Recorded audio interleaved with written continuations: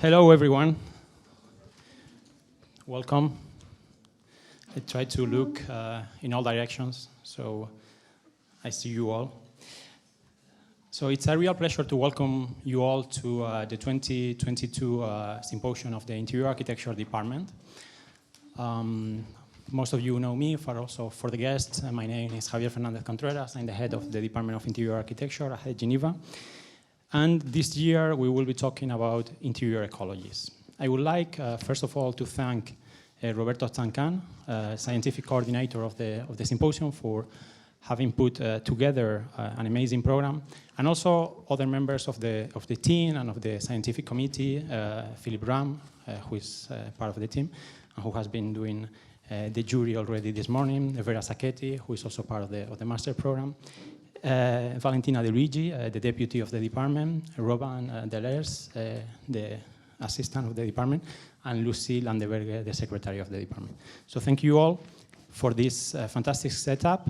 I would like to precise, before we delve into the details of the intellectual content of the sessions we will be discussing about over the next day, I would like to precise that this is part of an ongoing discussion, the hypothesis of interior ecologies, which is associated to the Master of Interior Architecture at Geneva, to Maya.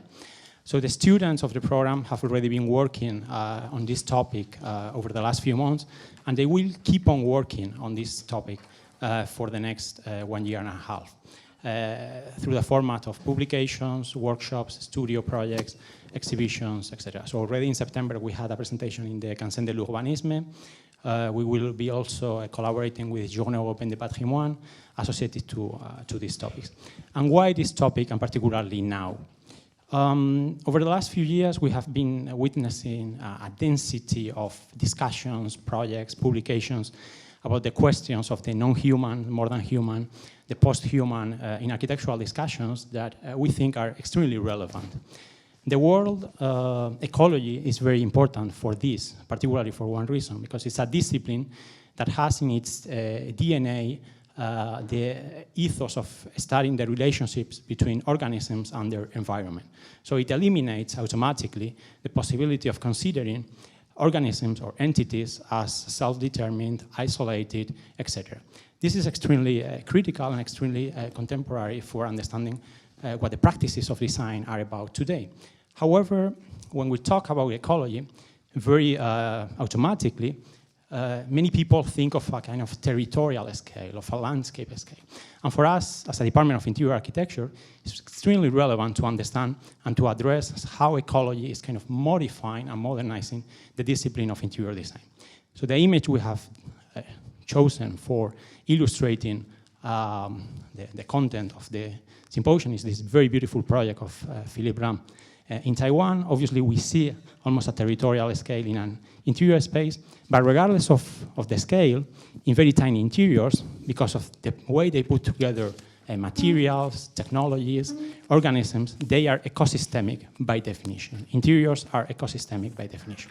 And this is something that we will be discussing about over the next few days.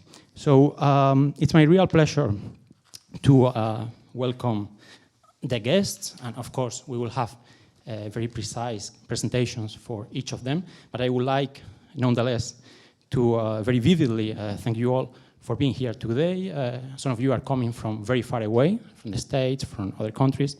So already this morning we had Madeleine Kester, Sana Frini, and today, in this afternoon, we will have Timothy James Lecain, Marie Godfrey, Elisabetta Ratalino, and tomorrow we will have, in the morning, for the jury session with Philip Ram, Madeleine Kessler, Sana Frini again, with Vera Sacchetti, and in the afternoon, Gabriel Alonso from Institute of Supernatural Studies, another team which has been teaching in the program up until very recently, Isabel Deron, Barbara Brondi.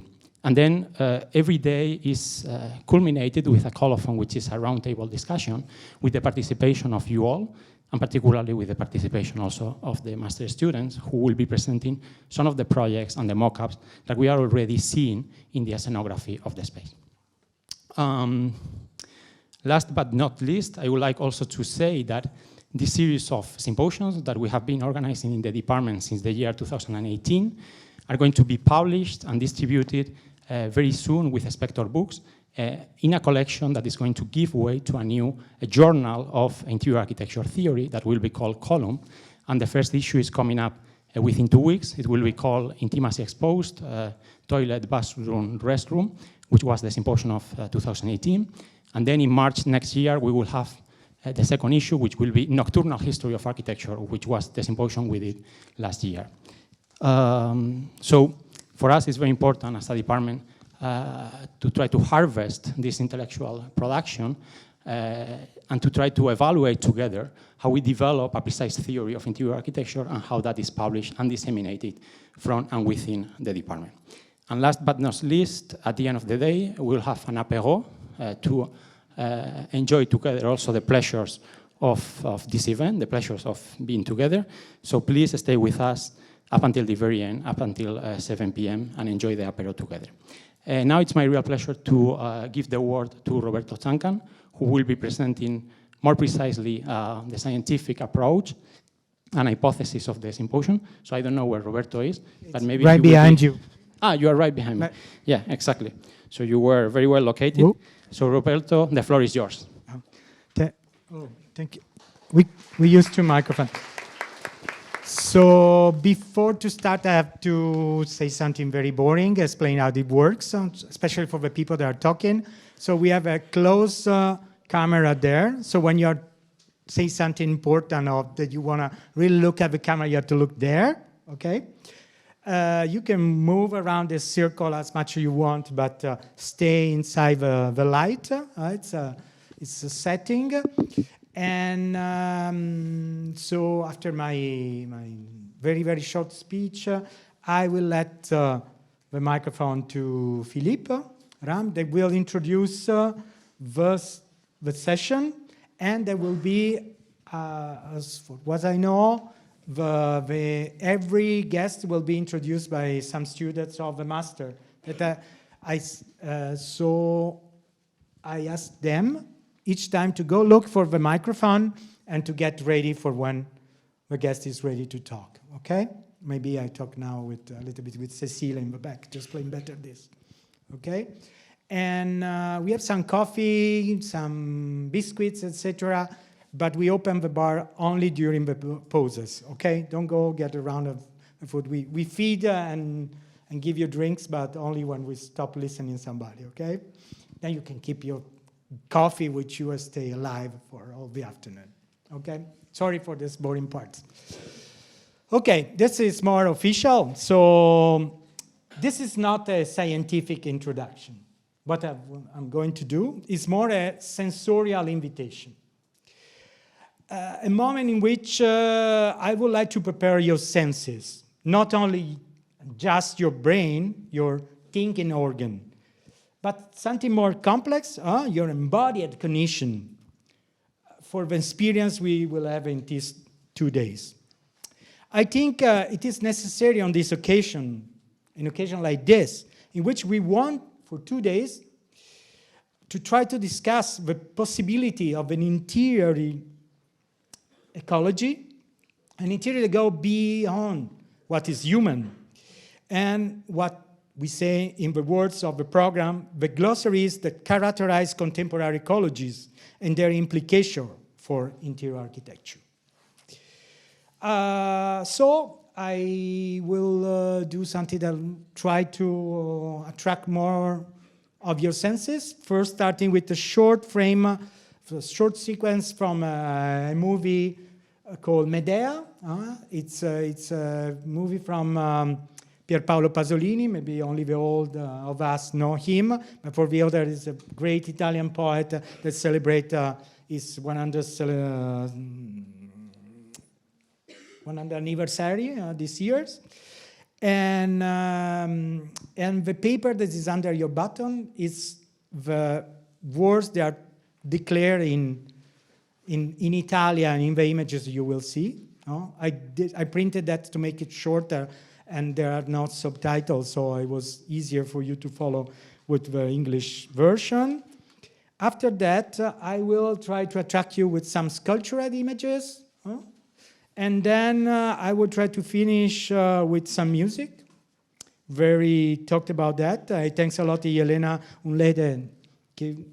We're going to play for us something.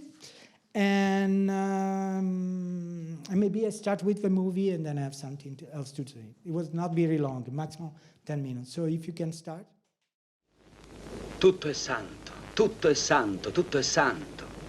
Non c'è niente di naturale nella natura, ragazzo mio. Tientilo bene in mente. Quando la natura ti sembrerà naturale, tutto sarà finito. E comincerà qualcos'altro. Addio cielo, addio mare. Che bel cielo. Vicino. Felice.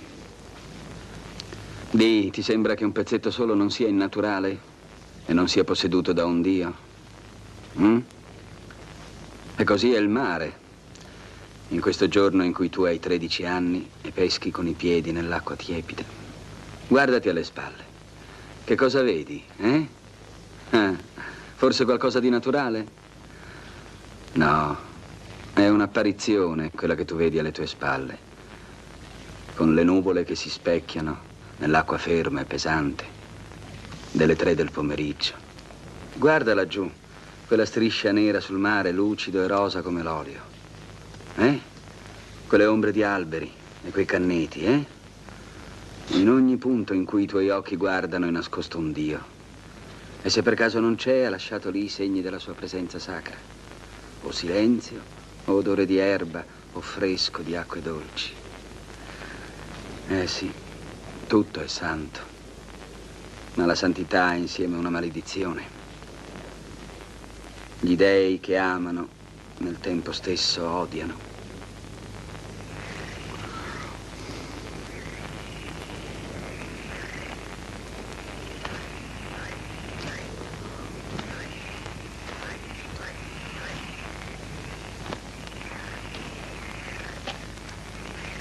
Forse mi hai trovato, oltre che bugiardo, anche troppo poetico. Ma che vuoi, per l'uomo antico i miti ed i rituali sono esperienze concrete che lo comprendono anche nel suo esistere corporale e quotidiano. Per lui la realtà è un'unità talmente perfetta che l'emozione che gli prova, mettiamo, di fronte al silenzio di un cielo d'estate,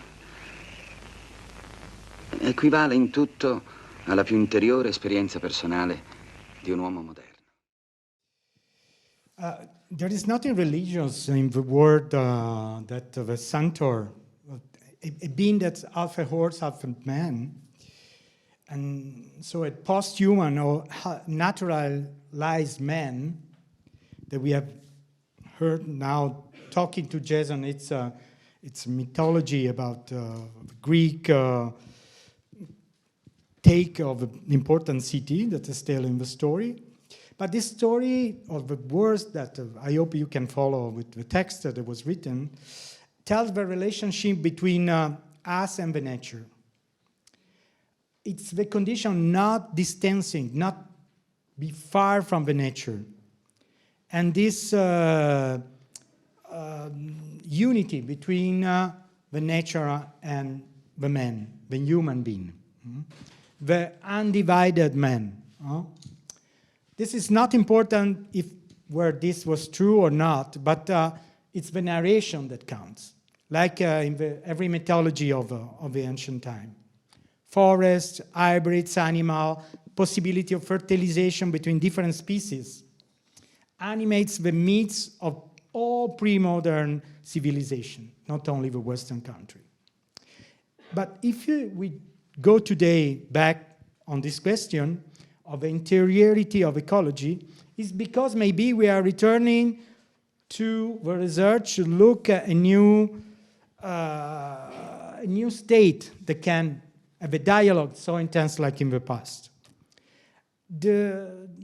Because we have an increased awareness or responsibility about that. And we have a bigger hope to have a bigger respect of the nature, or what is not human, what is not part of our species. And that maybe is to go at the root of what's the meaning of the word ecology. No? Ecology, I hope Tinis agree with me, it's really the science of studying the environments where there is the connection. The environment, with literally knowing the space where objects, subjects live. I think that to express that, maybe I can show some images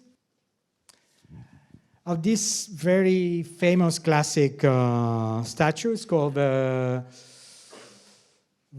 Toro of Farnese. It's the biggest, it's the tallest sculpture of antiquity that we have.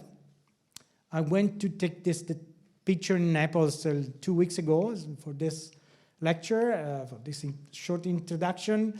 And it's very tall, 3 meters. So, it was carved in a unique piece of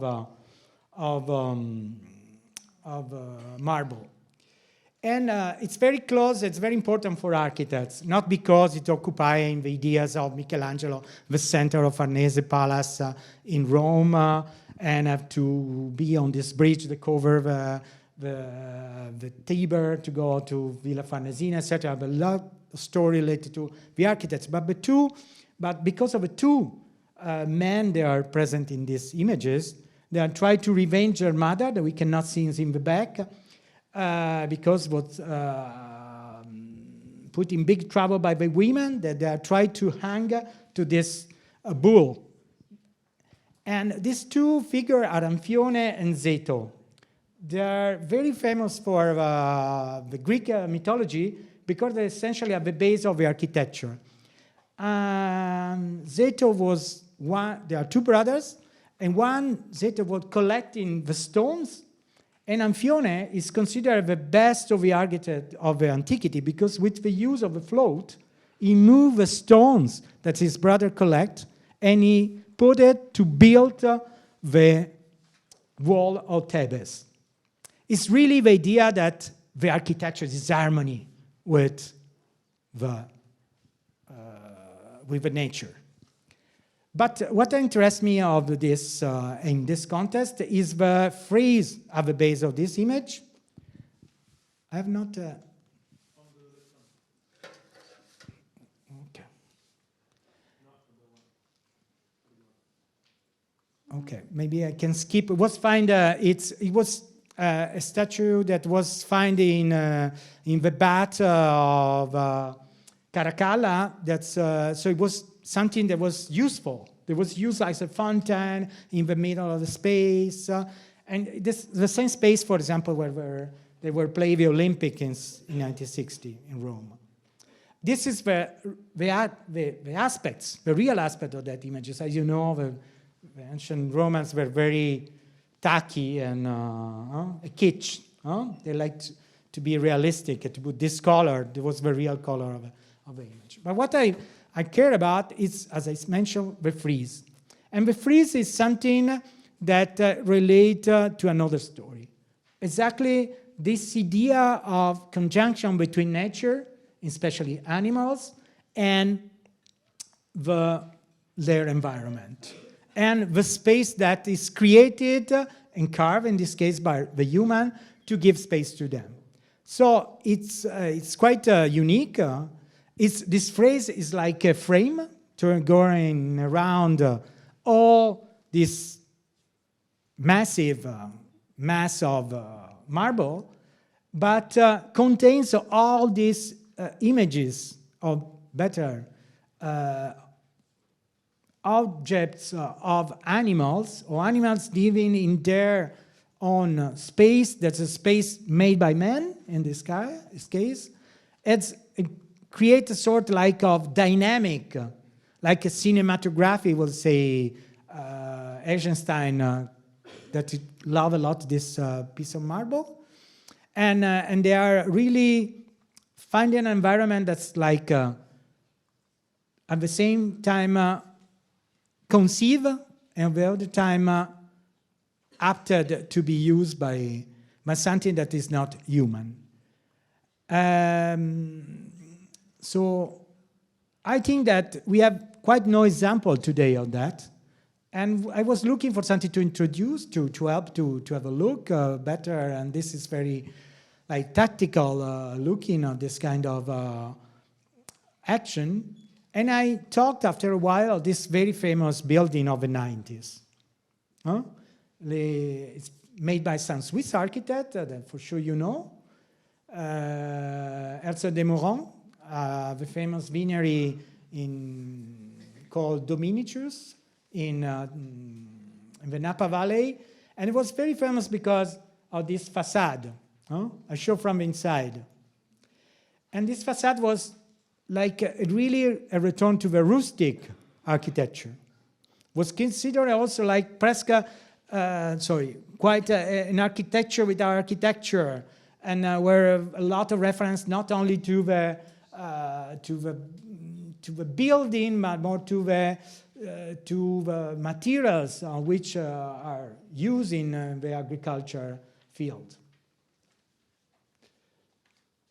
Then I discovered something more recently that show us how much we started this talk about and this thinking about how we can conceive something that is over the human. And I found this project. It's called, it's an observatory. It's called Habitat di Ciottoli, or Stones Habitat, made by a biologist.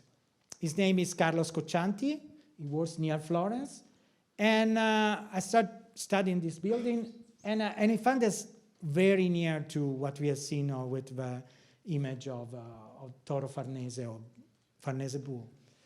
So what is this? This is, you will see very soon, it's quite exactly the same building of Herzog de Meuron, but it's made like an observatory for bird watching, but where every stone is conceived to receive animals. At the same time, an external building and an inside building, an interior building. I start from a detail. The images, you can read the label under to understand better what they are. But, you can see better here. So the skin of a snake that has its own house, home, place, environment, niche, inside this place.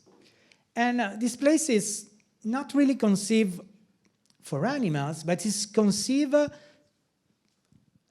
big part of that for the animals. It's a place where the human go not very frequently, only to see other animals. It's not a closed building, it's open building, this is still on construction. And for me, it represents a good starting point to help to have a sensory that can help us to discuss our topic today.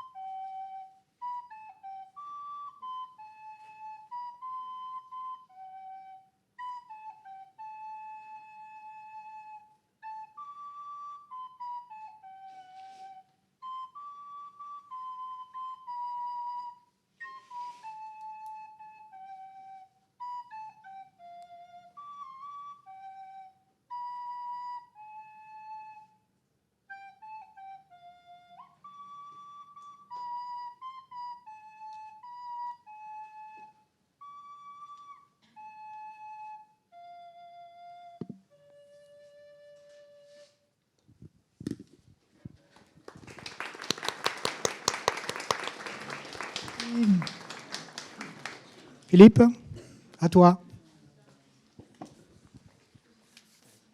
5 minutes. Hein? Quand tu veux. Okay, thank you very much. I'm Philippe Ram. I'm part of the curating group for today.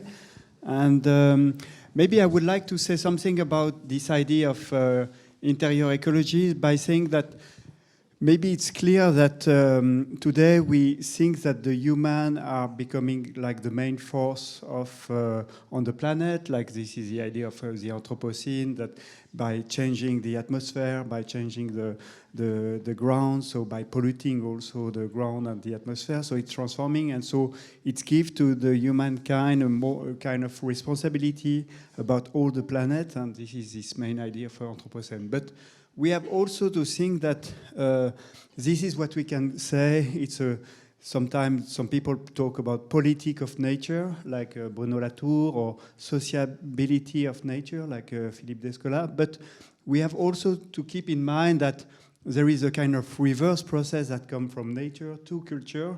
And we can say it's maybe nature of politics or physitic of of human science, of socialism. And from this point, this is quite important to know that we are not, the human are, because they are responsible of the pollution, they are not alone, and they are not at the top of everything. So it's mean, for example, this is what we are doing with the student this semester.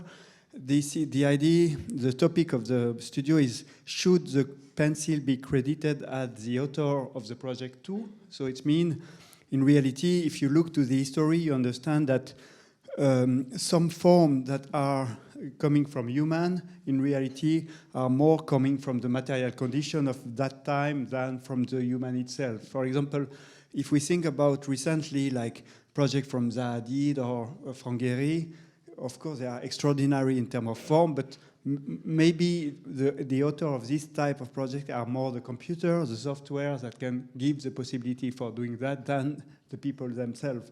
Or today, the architects, they prefer to work with wood and stone and hail and no more with concrete or aluminium. And this is not because one architect has decided that. It's more because the CO2 emissions are too strong, and so we have to reduce. So finally, it's the CO2 that is the author of the new architecture trend, and not someone somewhere that have decided alone to change the style of architecture. And of course, everything is linked to that, and we have maybe to integrate this idea of that the human are not alone, and this is what's happened with the microbiota, all these bacteria that we understand that human, are composed of 70% of the cells that are composing the human body are not human. They are non-human bacteria, virus, and we know we recently know that also, like, in reality, the human being can be the host of the primary life of the old prehistorical ocean, of the sea that was warm, and these bacteria jump into the mitochondria and became the human cell, and so we are rebuilding by our 37-degree temperature. We are rebuilding the sea, the prehistorical sea that was warm, and so we are in reality a kind of host of the old form of life from the prehistorical time. So this is quite strange, all this idea of microbiota, and because it's reversed a little the position of the human in the field of nature. Maybe we are just, like you say, Tim, we are horses for bacteria.